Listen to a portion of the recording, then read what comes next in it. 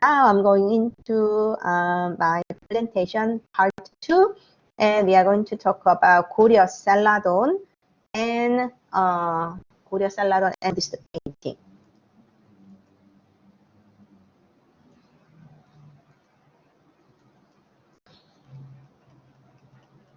So I am in the presentation mode. So Goryeo, we are going to see painting and ceramics. So these are representative works of Goryeo ceramics. Goryeo Dynasty is known for their superb quality of fine porcelain. Do you know the word porcelain? Ceramic is a bigger category, includes all types of baked clay goods, but porcelain refers to a fine quality ceramics that were baked at high temperature, very high temperature. The color, do you see the color? Like, how can you describe this color? It's a little green, but it's not really green, right? But sort of, you can see then bluish green, or maybe aqua green, but it's not really aqua green either. So this color is called celadon. So the name celadon came from the color that's referred by this kind of light bluish green hue. So it's a color is a sort of celadon color. So this particular type, in terms of categories of various ceramic, it's equivalent to stoneware, meaning the clay itself is slightly grayish, and then you bake it at a high temperature twice. But then the beauty of Goryeo celadon is the carving. Sorry, there is emergency vehicle passing by. You have this carving or the decorations. It's long emergency, like a siren. Anyhow, if you see this particular one, it didn't use any other color. It's only purely grayish clay of original shape, but the shape itself has beautiful bamboo stalks. Did anybody turn on the volume? Can you mute yourself?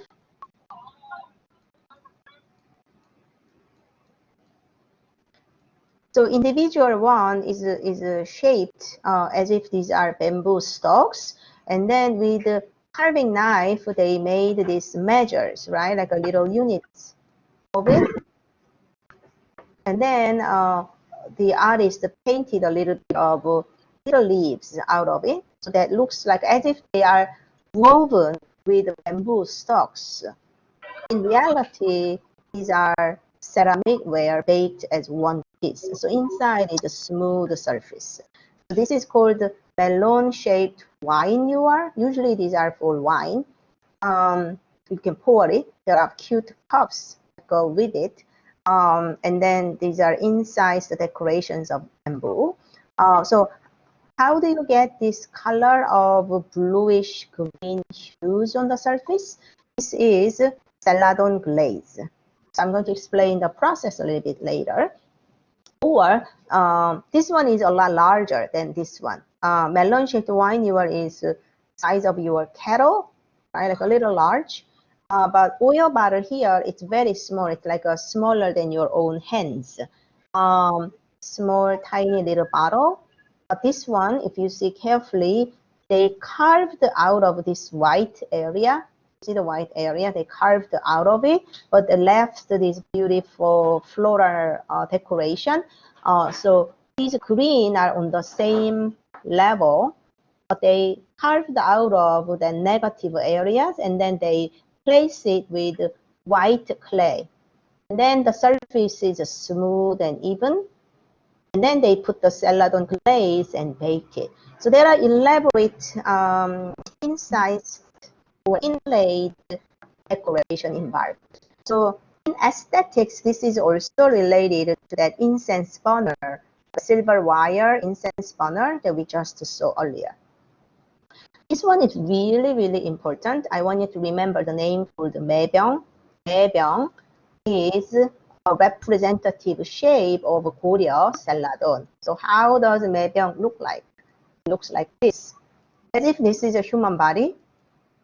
You have a neck, and then you have a shoulder, and then like your legs, the foot of the ceramic is a little bit tapered, a little bit narrowed, and then it ends like this. So this shape, especially the wide shoulder and tapered foot, this is called maebyung. Maebyung means plum blossomed container. Usually, you can imagine to put beautiful floral branches or something, and then you can use it as a floral decoration or again storage for wine. You can put the wine as a storage, and then you can block this sprout part. And this one is also inlaid decoration. So here, an artist carved out of the shape of that crane, and then they inserted the white clay, and same in here the clouds motif. And then you also see the black line, like the beaks or eyes or legs, right? Or the outlines of the cloud, you have a little black line. This is another sharp lines carved out of it. And then in that line, they put the black clay inside. Black clay inside here for these outlines, and then make this smooth surface, and then put the celadon glaze. And then here on the foot area, they have the white clay inserted in this meander pattern, right? Like that beautiful, delicate meander pattern. And then for ceramic, you can also make this kind of a sprout. This is water sprinkles in order to purify your area. So you pour the water through this sprout, and then you can sprinkle out of this. It's almost like that bartender's liquor sprout, right? So that anyhow you can sprinkle it. So this one has a beautiful little floral patterns. So the method is the same. You carve this out, then put the white clay. Hold on.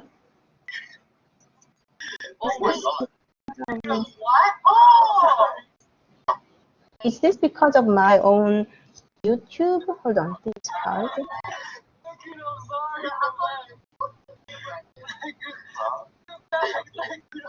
So it's not mine. Let me see whose microphone is on. Oh, Ria, can you mute yourself? Okay. Yeah, now everybody. Okay. Now we are back to the quiet mode. So application, Goryeo ceramic. So here we were talking about that sprouted shape. Yeah, but this shape has an old origin in bronze wares as well. So the smaller one that on the left side, this is made of the bronze, exactly the same shape. In Goryeo Dynasty, they used the celadon technique to make an old shape. But you should remember this shape. It will be shown in Goryeo Buddhist painting. So usually it's used for Buddhist ceremonies to purify the ground around you. Maybe this is a good model for hand sanitizers of the COVID-19 era. Yeah, going back here. So how do you make it? So you are baking twice. So you make the shape out of it, right? And then you are going to, so you make the shape, and then with a sharp knife, you are going to make the incised or like an inlay outlines. So here you are going to either put the white clay or black clay. Do you see it you see a little bit of black clay, based on your need, your design, and then you make this, and then you bake it once, and then you are going to bake at a low temperature. It's called a biscuit. And then you are going to put it in a, this is a celadon glaze. It looks this color, but if you bake it, that will create that beautiful bluish gray hues. So you dip it in the celadon glaze and then bake it again at a really, really high temperature. So, there is first fire, and then you put the, after initial firing, you put another glaze. That's very important. So you do the second firing, and then you are going to have that more, you can cool it down and then come out with the beautiful shapes. If you go to the Bamboo Canvas, the website, you will see short documentaries for this process.